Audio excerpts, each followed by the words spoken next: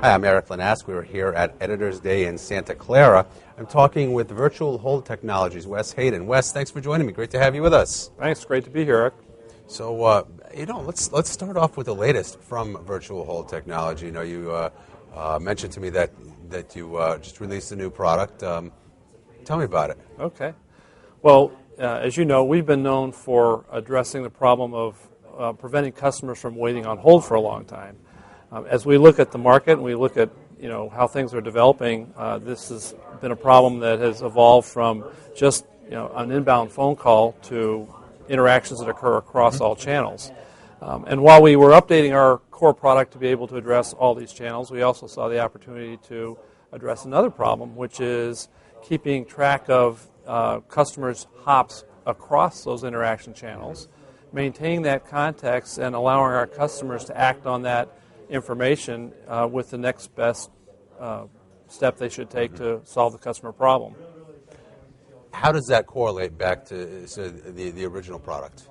Well, in many cases, the next best action is to place a call to the customer. And so scheduling that call, putting it in queue, and having an agent that's informed with all the information about what the customer's been doing, where they've been going, gives them the ability to derive tremendous insights about what the customer's trying to accomplish and expedite the outcome for the customer. Interesting. And it alleviates the need for, in this case, when you do end up with a call, for the agent to have to ask those questions. Interesting then, do the customers, the callers, have a kind of sense of Big Brother prying eyes watching because suddenly the agent knows exactly what I've been doing online or on their website? Eric, is actually usually just the opposite. They are surprised, thrilled that the agent actually knows something about them and they don't have to repeat themselves.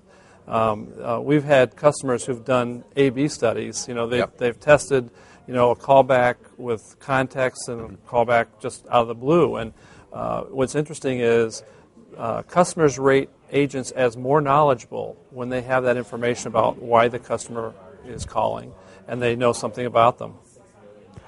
Well, and I imagine a lot of that has to do with the fact that the time to resolution is much shorter. Yeah, certainly first call resolution is enhanced because when you know why your customer is calling, you route them to the right agent in the first place, and when that agent has information, and in some cases, one of our customers, very large company out of Redmond, Washington, provides this capability on their game console.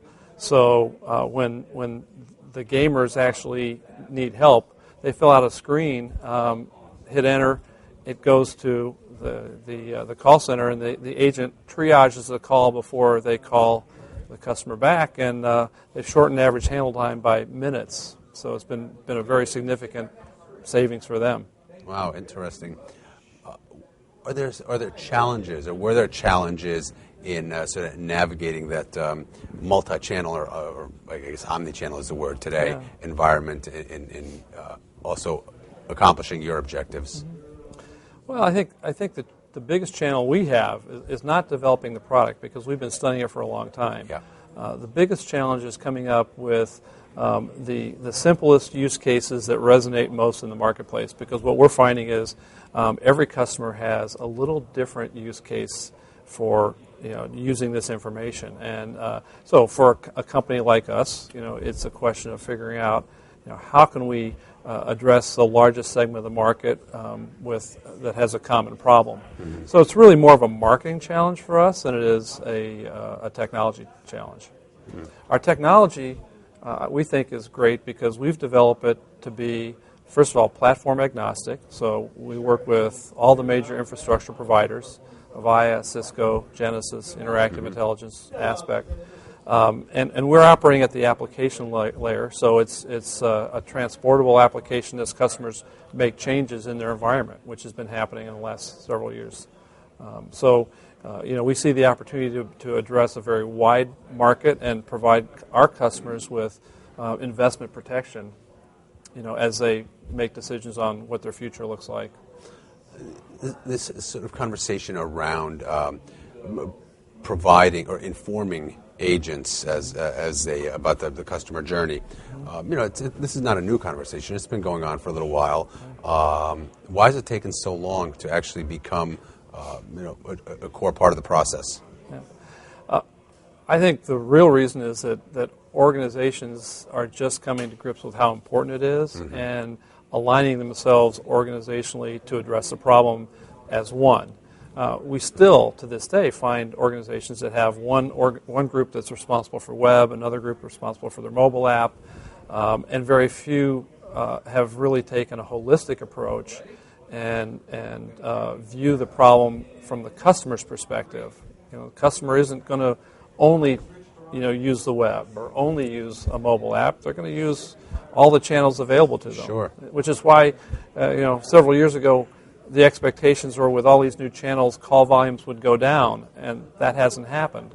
Call volumes are still pretty high, but what's happening now is people are starting out with a keyword search on the web, or they're using their mobile app, and they're going as far as they can, and then, I need to call somebody and talk to somebody. So when that call takes place, when the agent realizes that the customer's been trying to solve this problem via the web or mobile or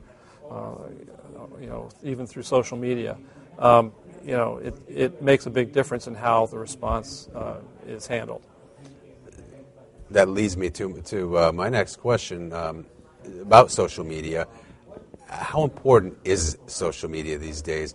And one of the reasons I ask is I see or hear mixed or read mixed reviews or mixed feedback, and that it's incredibly important because that's where all the customers interact.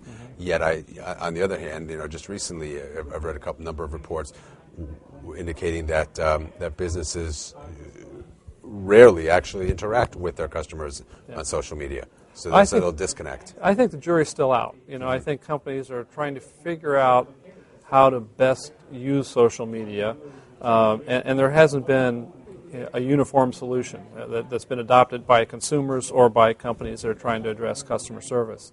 I think we're going to see social media continue to evolve as an important customer interaction channel, but again, it's going to be one of 4 or 5, maybe 10, channels before it's all over. Should businesses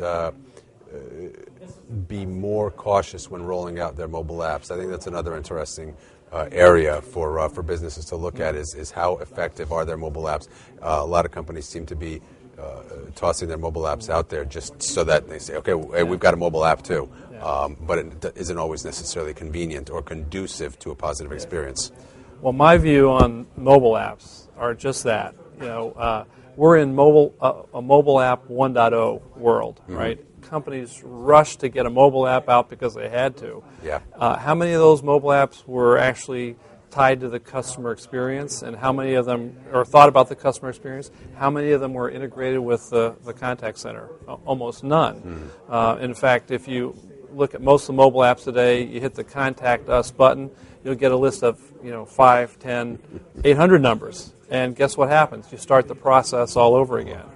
And that's the reason we came out with our Conversation Bridge for mobile, which allows the companies to actually provide that integrated approach. So when somebody does need to talk to an agent and they say, contact us, it provides a request for a callback and provides all the information that the customer was working on in that mobile app to the agent before they place that callback. So they're informed about what was happening and what the customer was trying to do.